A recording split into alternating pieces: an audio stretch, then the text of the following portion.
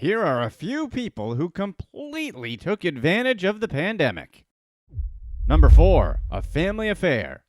3 days after Congress approved the $2.2 trillion economic relief package during the pandemic in March 2020, Richard Avizian and his wife Marietta Terabellian applied for a $112,000 loan using the aliases Lulia Zadko and Victoria Couchko.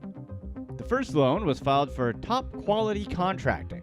1 day later, Zadko and Couchko requested a $150,000 loan for journeyman construction. Since the government was in a hurry to provide economic relief, the loans were approved almost immediately. The huge federal loan deposits put sparkles in the couple's eyes. They spent the free money almost as fast as it poured in. Meanwhile, they kept filing loan applications using sham companies.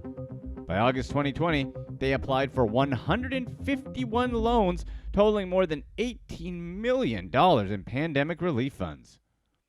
They invested $640,000 of the money in a Mediterranean-style hillside villa in Tarzana, California, with a view of the valley. They bought gold coins, diamond earrings, wristwatches, and more. One of Avizian's most luxurious purchases was a $35,000 Rolex he bought while on vacation with his wife in Turks and Caicos. They also had $450,000 in cash stuffed in grocery bags littered across their property. They went on fancy tropical vacations and bought more high-end items for themselves. The FBI started trailing Avizian and Terabellian after noticing suspicious amounts of money entering their accounts. For months, authorities searched their trash and bank records until they had enough evidence for a case. The couple was on their way home from a Caribbean beach vacation when they were flagged by customs during a layover in Miami. Customs agents led them away to search their luggage and phones. They discovered the couple was carrying credit cards in the names of their aliases, Lulia Zadko and Victoria Couchko, the same names they used to fill out millions of dollars in loan applications. It seemed Avizian and Terabellian were operating a family fraud ring that hadn't properly covered its tracks. After hours of questioning, Avizian and Terabellian were arrested and held in jail for the night. But 2 weeks later, FBI agents and a SWAT team showed up at the family's Tarzana's estate in the early morning and raided the couple's 2.6-acre property. Terabellian, who was out on bail at the time, ran out the back door and tossed a grocery bag into the bushes. Agents located the grocery bag and emptied it, finding almost $500,000 in cash. The kids and the family dog emerged from the house and stood on the pool deck as authorities ransacked the home looking for evidence. On June 25, 2021, a Los Angeles federal court convicted Avizian, Terabellian, and 2 relatives of conspiracy to commit bank fraud, conspiracy to launder money, and other crimes. 4 accomplices also pleaded guilty. In total, the FBI arrested 8 different people involved with the scam. The jury decided that the government could confiscate the house, jewelry, gold, and all other items purchased with the pandemic relief money that should have been used to save American businesses and careers. The criminal case became a family scandal when Avizian's younger brother, Artur, took the witness stand and blamed most of the scam on his wife, Tamara Dadyan. The already strained marriage between Artur and Dadyan worsened when they blamed each other for the family fraud ring. Artur insisted that Dadyan committed all of the crimes on her side of the house while he ran his trucking business outside of the home. When asked about the photos of fake IDs on his phone, he blamed his wife again. He said she never showed him any of the government loan applications she filed. But when loan deposits were made to his bank account, he had no problem spending them. He received $285,000 in pandemic relief funds and admitted to using some of it to buy supplies and repairs for his trucking company. He also bought a $24,000 Harley-Davidson motorcycle. He invested $93,000 of it in an escrow company to help his brother purchase their Tarzana hillside estate. After sentencing in June 2021, Dadyan was supposed to report to prison in January 2022 to serve a 10-year prison sentence. But she never arrived. By February 2022, she was declared a fugitive and fled to Europe. Her whereabouts were unknown, and the FBI offered a $20,000 reward for any tips related to her disappearance. Dadyan convinced her brother-in-law, Richard Avizian, and his wife, Terabellian, to go on the run with her. Federal employees believe the 3 of them cut off their ankle monitor bracelets after their convictions in June. Authorities finally found them in February 2022 in Montenegro. Spanish officials deported them to the U.S. shortly after. Richard Avzian was sentenced to 17 years in prison, and Terabellian was sentenced to 6. Artur Avzian, Richard's brother and Dadyan's estranged husband, was sentenced to 5 years behind bars. Dadyan was sentenced to 10 years and 10 months. Number 3. Scammer on fire. Our story begins in the Black Summer when massive bushfires tore through Australia between 2019 and 2020. As of October 2020, the fires had burnt up to 84 million acres of land and 5,900 buildings, including 2,779 homes. Sadly, the fires also claimed 24 lives.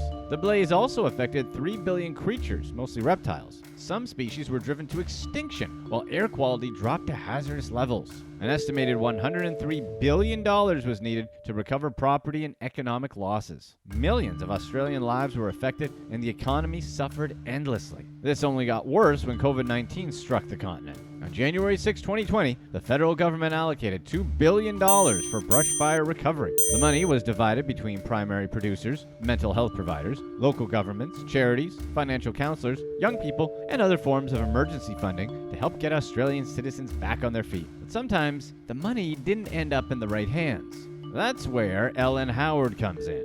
Howard, an unemployed woman in her 30s, applied for relief payments in the states of New South Wales and Victoria, even though she didn't live in either state. She scammed the New South Wales local government by claiming her house burnt down in the bushfires. She forged fake identity documents to prove she lived there and hoped to get her hands on a $10,000 emergency payment. Though Howard's home was damaged from fire, it wasn't from the bushfires. Instead, a domestic dispute between her and an ex-partner led to an accidental fire in the house. Still, she successfully secured the $10,000 payment and then received $93,000 more in subsidies, taking money away from the people who really needed it. Howard's greedy ways escalated when she saw new opportunities for scamming the government during the pandemic. When the Australian state of Victoria went into lockdown during COVID-19, Howard claimed her career was negatively affected, even though she was already unemployed. Howard didn't even live in Victoria. She applied for $450 support payments, 13 times, stealing identity documents from family, friends, and total strangers. As a result,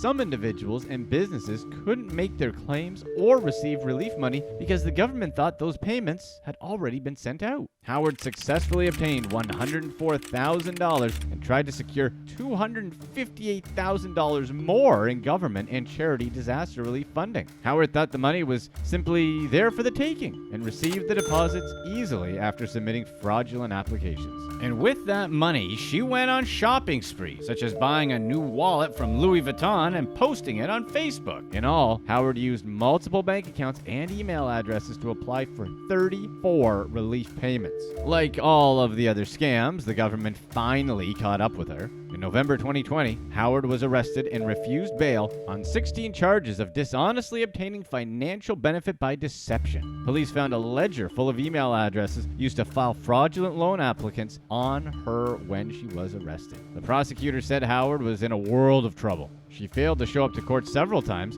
and multiple warrants were issued for her arrest. The legal aid lawyer proposed very strict bail conditions, which were denied to add more restrictions to her internet use. She pleaded guilty to 11 counts of fraudulently claiming bushfire payments in New South Wales and 13 counts of fraudulently claiming lockdown payments in Victoria. She admitted to 16 dishonesty charges that amounted to $250,000 in funds from the Tasmanian government and charities. Number 2. Unvaccinated.